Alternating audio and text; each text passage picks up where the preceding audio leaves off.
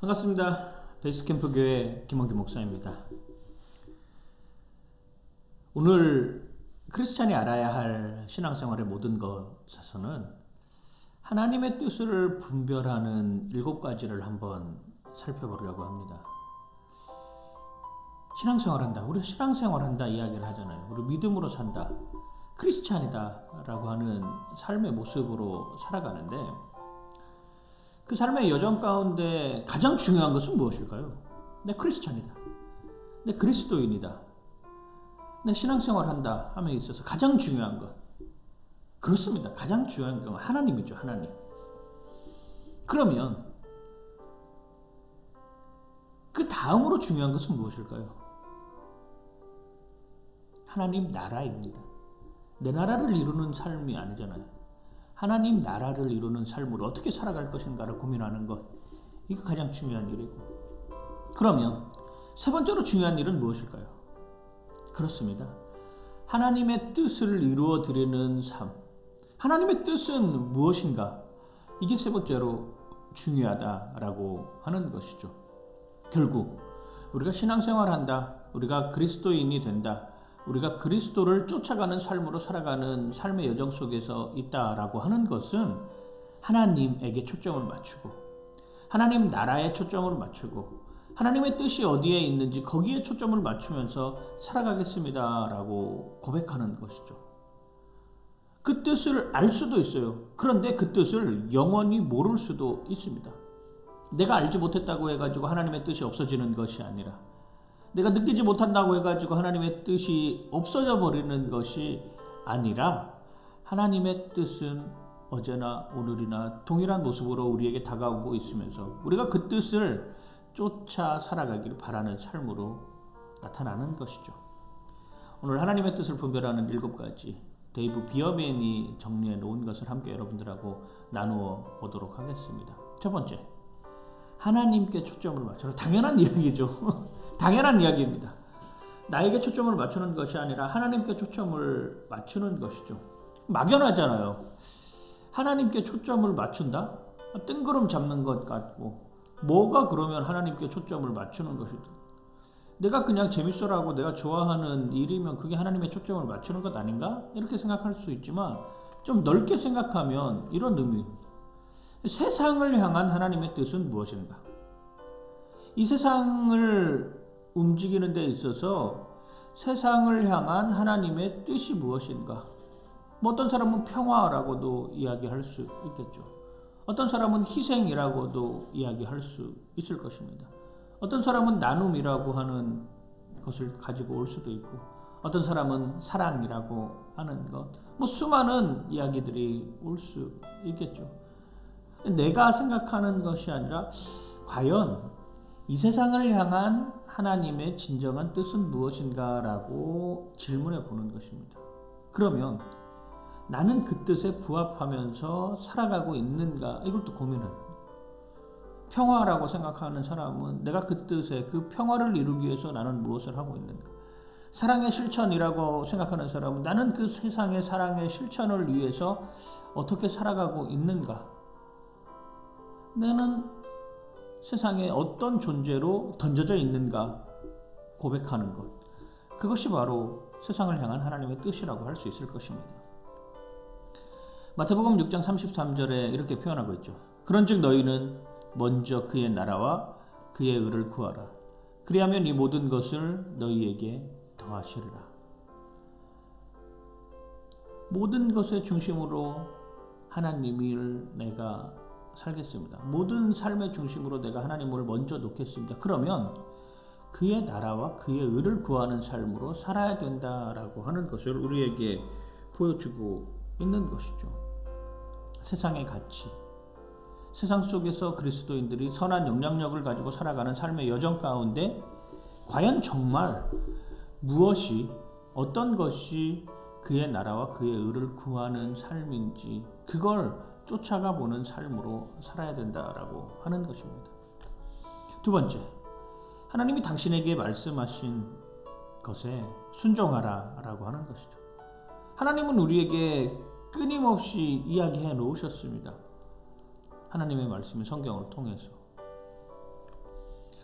로마서 13장 8절에 이렇게 표현하고 있어요. 피차 사랑의 빛 외에는 아무에게든지 아무 빛도 지지 말라. 남을 사랑하는 자는 율법을 다 이루었느니라. 사랑이라고 하는 개념을 가지고 옵니다. 예수님이 오셔서 요한복음 13장 34절에도 이렇게 표현하고 있죠. 새 계명을 너희에게 주노니 너희가 서로 사랑하라 라고 하는. 하나님은 이미 그 방법을 우리에게 알려주셨어요. 사랑하는 거. 하나님을 쫓아 거기에서 순종하는 삶으로 살아라. 하나님이 이미 당신에게 말해 놓은 것에 순종하는 삶으로 나아가라라고 우리에게 알려주셨습니다. 보세요. 로마서 13장 9절에 간음하지 말라. 요즘 엠번방, 박사방, 텔레그램 이런 형태로 물론 그것보다도 더 우리가 알지 못하는 또 다른 세상의 간음이라고 하는 요소가 자리 잡고 있는 것이죠.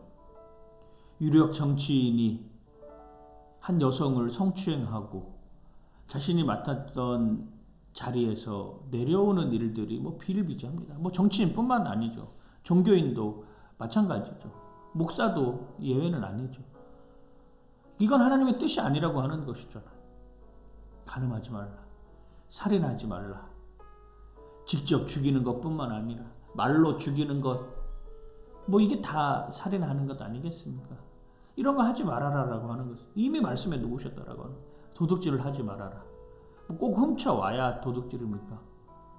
이미 마음으로 거기에 생각을 가지고 있으면 그게 도둑질하는 것이잖아요. 탐내지 말라. 자꾸 욕심내지 말고 비교하지 말아라 라고 하는 것을 이미 우리에게 알려주셨습니다. 여기에서 벗어날 수 있고 오히려 내 시선을 하나님께 돌리고 그것에 감사할 수 있다면 그게 하나님의 뜻을 쫓아가는 삶의 여정이라고 하는 걸 우리 부인할 수 없습니다. 시선을 돌려내야 되는 것이죠. 음란하던 시선에서 음란하지 않은 시선으로, 살인하던 시선에서 살인하지 않는 시선으로, 남의 것을 탐내는 그 시선에서 남의 것을 탐내지 않는 시선으로, 도둑질하려고 하는 그 마음의 시선에서 도둑질하지 않으려는 시선으로 그냥 그걸 회피하면 되는 건가요? 아니죠. 그 시선을 누구에게 돌려야죠? 하나님께 돌려야 되는 것이죠. 그게 하나님의 뜻이라고 이야기를 하고 있는 것입니다. 세 번째, 기도하라. 당연한 이야기인데 기도하라. 하나님의 뜻을 구하는데 기도하지 않고 어떻게 하나님의 뜻을 구합니까? 너무나도 당연한 일 아니겠습니까?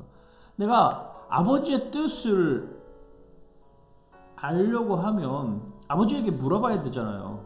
아버지 말씀하신 의도가 뭔가요? 야, 이 바보 같은 자식아, 너 그것도 모르냐? 나 이렇게 하는 게 내 뜻 아니냐? 그래, 아버지가 알려주시는 거잖아. 물어보지도 않는데 가만히 있으면서 그냥 멍청하게 바라보고 있으면서 하나님 뜻이 뭡니까? 라고 생각하면 안 되는 기도하는 것이죠. 아무것도 염려하지 말고 다만 모든 일에 기도와 간구로 너희 구할 것을 감사함으로 하나님께 아뢰라 라고 하는 것이죠. 빌립보서 2장 6절에 나와 있는 말씀입니다. 아무것도 염려하지 말고 다만 모든 일에 기도와 간구로 너희 구할 것을 감사함으로 하나님께 아뢰라. 병에 걸렸어. 특별히 저 같은 거, 저 암환자잖아요. 암환자인데 그런 생각이 드는 거예요. 하나님께서 살려주시면 하나님의 뜻이고 하나님께서 살려주시지 않으면 하나님의 뜻이 아닌가요? 그건 내 생각이죠. 철저하게 자기 생각이라고 하는 것이죠. 하나님께서 살려주시면 그것도 하나님의 뜻이지만 하나님께서 설령 살려주시지 않는다고 할지라도 그것도 하나님의 뜻이라고 생각하고 오히려 그 상황에 감사하고, 그러면 내가 이런 상황 속에서 어떻게 하나님께 영광을 돌리며 살아갈 것인가라고 생각하고 고민하는 것, 그게 하나님의 뜻을 이루어주는 삶이죠. 자꾸 나는 내 편에서 생각해요. 내가 공부를 열심히 해서 잘 되면 이게 하나님의 뜻이고, 내가 공부를 그다지 열심히 안 해서 잘 못 되면 이건 하나님의 뜻이 아니다라고 이렇게 착각하는 것이잖아요. 내가 돈을 많이 벌면 이건 하나님의 뜻이고, 내가 돈을 벌지 못하면 하나님의 뜻이 아니다. 이게 아니라 각자의 달란트가 다르다라고 하는 것이죠.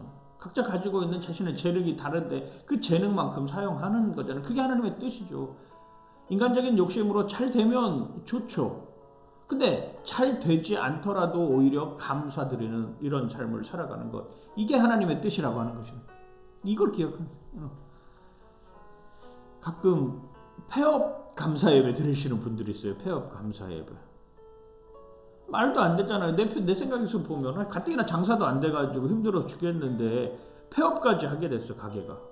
근데 가게가 폐업하게 됐는데 오히려 그 폐업한 것에 대한 감사의 예배를 드릴 수 있다 하면 이것보다도 더 큰 영광은 어디가 있을까요?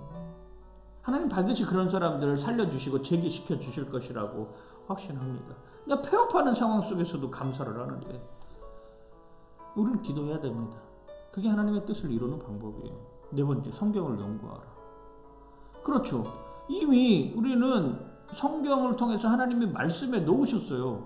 내가 안 지키려고 하는 것 뿐이지, 그게 나한테 부담스럽게 다가오는 것 뿐이지 이미 알려주셨습니다. 야, 내 성경에 다 말해놨는데 너 그거 안 지키잖아.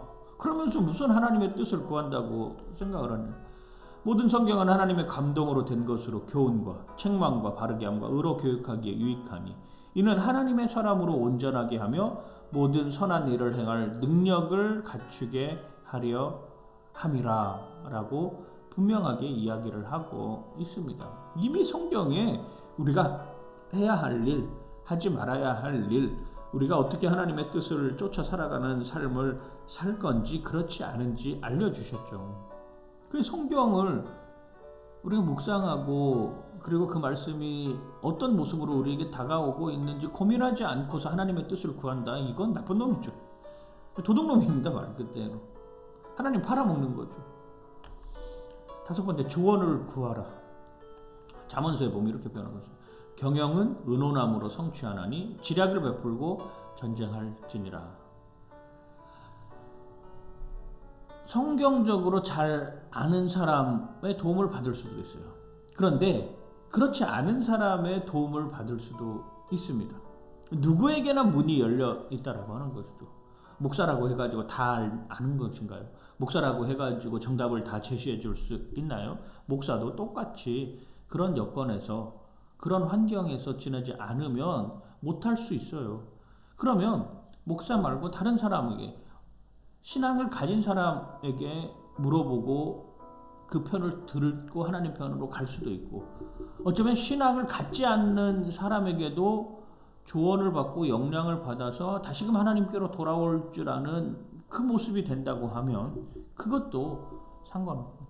근데 대부분의 사람들이 신앙이 없는 사람들에게 조언을 구하다가 나도 신앙이 없는 상황으로 가니까 그게 깝깝하고 답답한 일이지, 신앙이 없는 사람들의 이야기를 듣고 세상의 사람들은 이렇게 생각을 하구나, 그런데 나는 하나님께 달려가는 삶의 여정으로 바뀌어야 되겠구나라고 생각할 수 있다면 그게 하나님의 뜻을 이루는 것 아니겠습니까?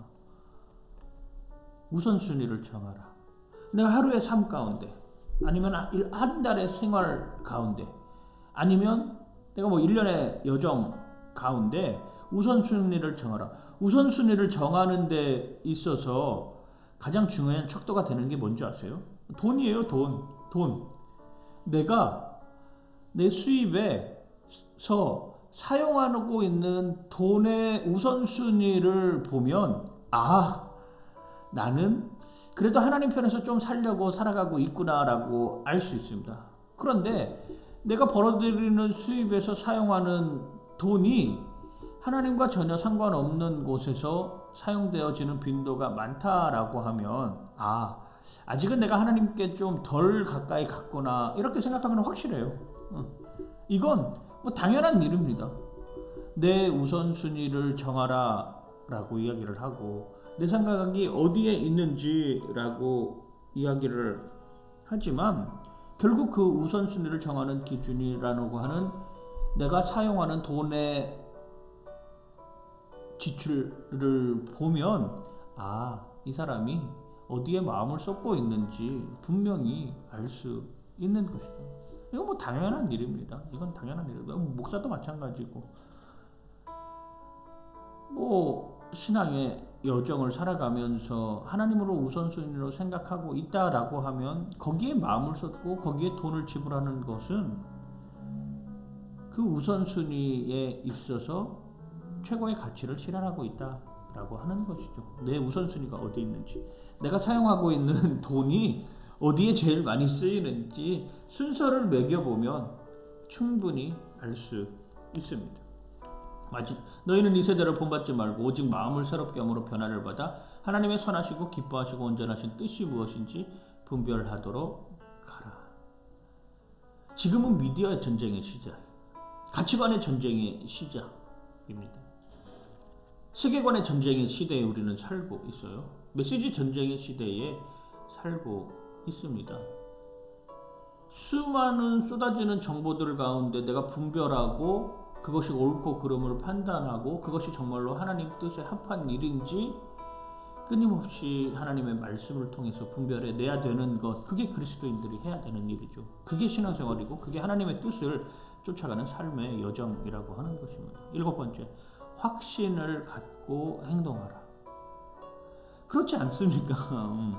내가 무슨 일을 해, 뭐 하다못해 그냥 뭐 노점에서 장사를 한다라고 하더라도 내가 파는 물건에 대해서 확신을 가지고 그 물건을 어필하고 그 물건에 대해서 당당하게 이야기할 수 있어야지만 그 물건을 팔아나는 거잖아요. 아, 이거 나 잘 몰라서 그러는데요. 나 이거 가격도 잘 모르는데요. 어떻게 하죠? 그냥 알아서 정해주시면 안 될까요? 이러면 장사가 되겠어요? 안 되죠. 하나님의 뜻을 쫓아 살아간다라고 하는 것은 내가 믿는 하나님이 나부터도 확실해야 되는 거예요.